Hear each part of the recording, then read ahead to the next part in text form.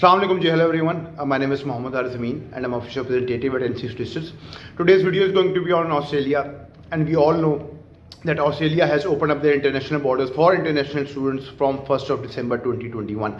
Now, the important thing is that how to take admission, how to get your clearance, how to file your visa. Each and everything is going to be very important because students are interested now, you guys are interested now, and we are talking about FEB 2022 intake.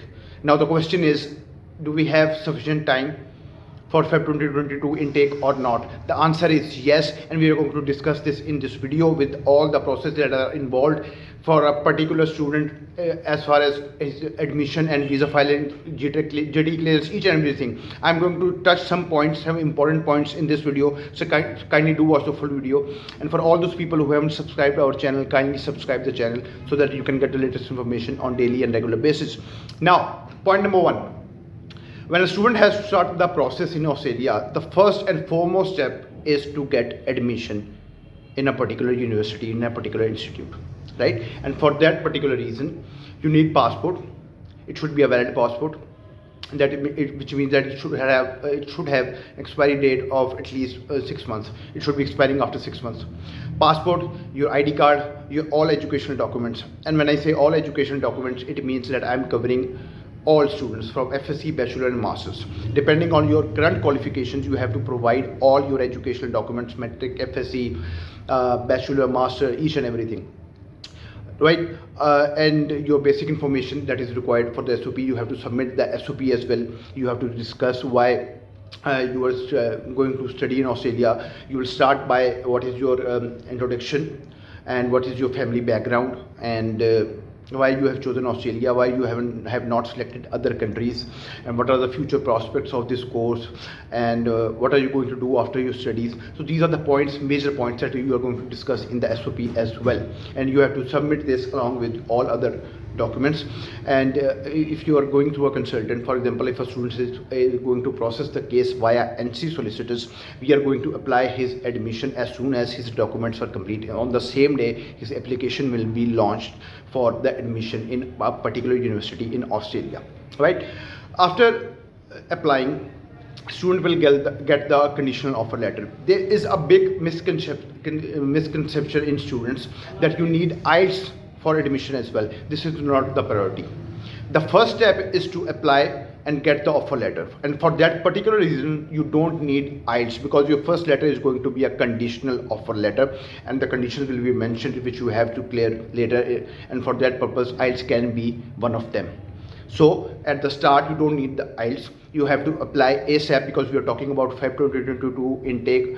There will be a huge number of applications now.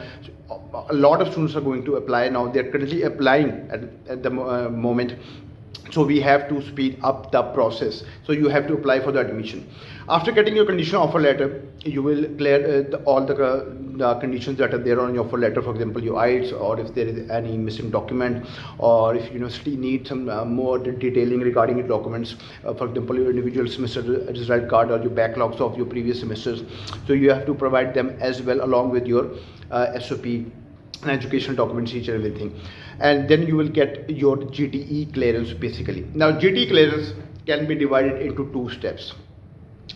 The first step is, depending on the university, there is a possibility that the university is going to ask you for the financials, and they're going to ask you they are going to conduct an interview, a credibility interview you can say, with the student.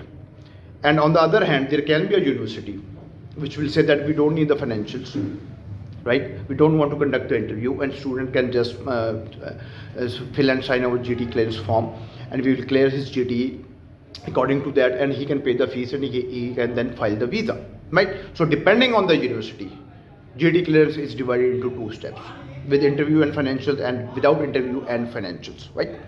Once your GT is cleared, the next step, the immediate step, is going to be your fees payment.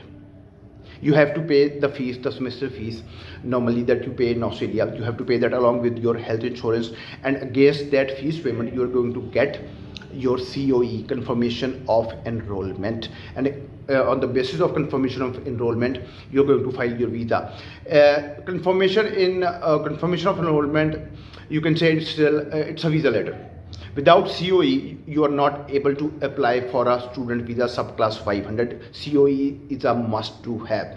Once you have got your COE, the next step is going to be the financials, and that is going to be a big one. It is going to be the most important point because you have to fulfill all the requirements. This means if you have any assets, you have to disclose, and by asset I mean if you have a plot, if you have your house that is in the name of your sponsor, that is your mother, father, normally these are the sponsors, so you have to disclose that. If you have any agricultural land, you have to disclose that.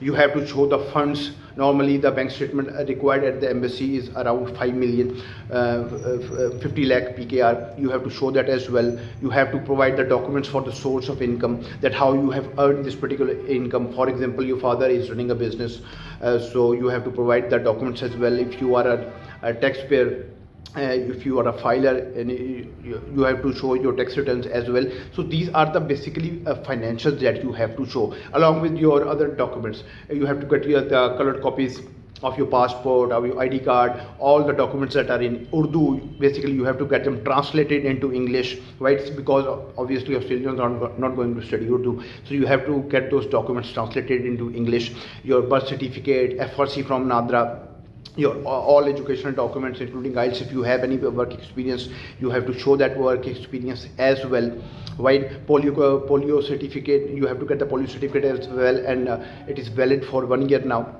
That is also required, right? And these are the documents, major documents that you must have if you want to file your visa, right? Along with your passport size picture, that is also a must to have.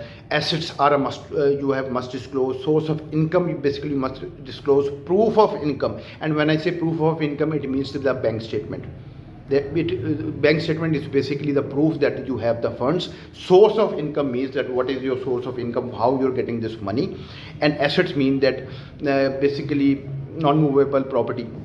These are your assets you have with you, which you can sell in case if you don't have the funds in hand, liquid funds in hand. You can sell those funds.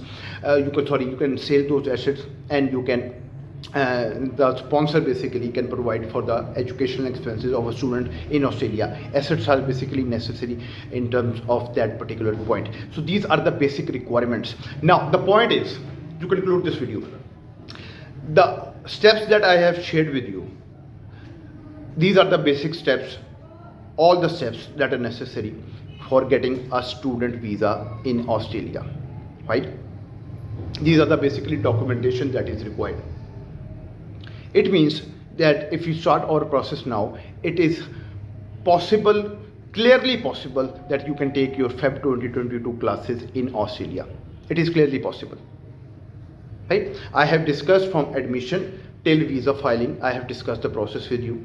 I have told you the documentation that is required, and I have told you each and every step that is going to be followed in sequence. And once your visa is filed, the visa fees currently is 630 Australian dollars. After your visa is filed, then you have to get your biometric and medical appointments, and they can be done in the same day. It's not a big issue. You can get both of the appointments in the same day. And now the process is starting again. Australia is allowing students in the universities again, so they're prioritizing the international students, which means the process will be back online. And kindly don't confuse Australia with any other country. Australia is a country that can handle applications, huge volume of applications.